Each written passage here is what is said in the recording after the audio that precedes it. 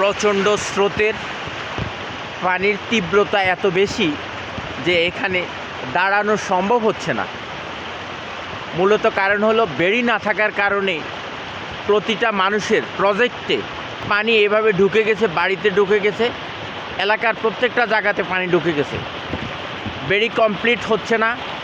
রাষ্ট্রীয় হস্তক্ষেপের নামে, রাষ্ট্রের নামে কন্ট্রাক্টররা যে দুর্নীতি করতেছে, এই দুর্নীতির কারণে মূলত আমাদের এই বেড়িটুকু হচ্ছে না।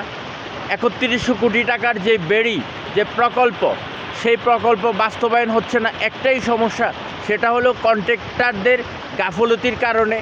তার উপরে বসে আছে বাংলাদেশ পানি উন্নয়ন বোর্ডের অসংখ্য দুর্নীতিবাজ কর্মকর্তারা।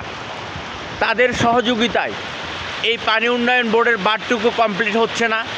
লক্ষ্মীপুর জেলা রামগতিতে উপকূলীয় অঞ্চলে যে বেড়িবাঁধ, এই বেড়িবাঁধ প্রকল্পটা খুব দ্রুত বাস্তবায়ন চাই।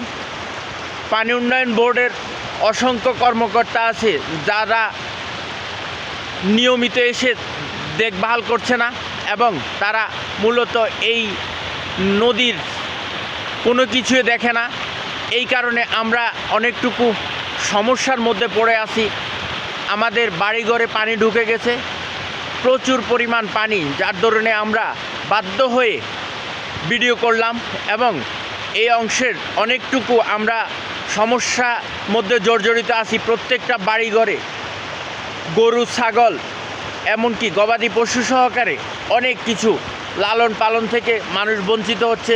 মুরগি, হাঁস একজন জোয়ারে অন্যখানে নিয়ে যাচ্ছে। এইভাবে কিন্তু মূলত আমরা সমস্যার মধ্যে আছি। আমাদেরকে দেখবে কে, এইটুকুই প্রত্যাশা। আল্লাহ হয়তো দেখবে, তবে সময়ের ব্যাপার। আসসালামু আলাইকুম।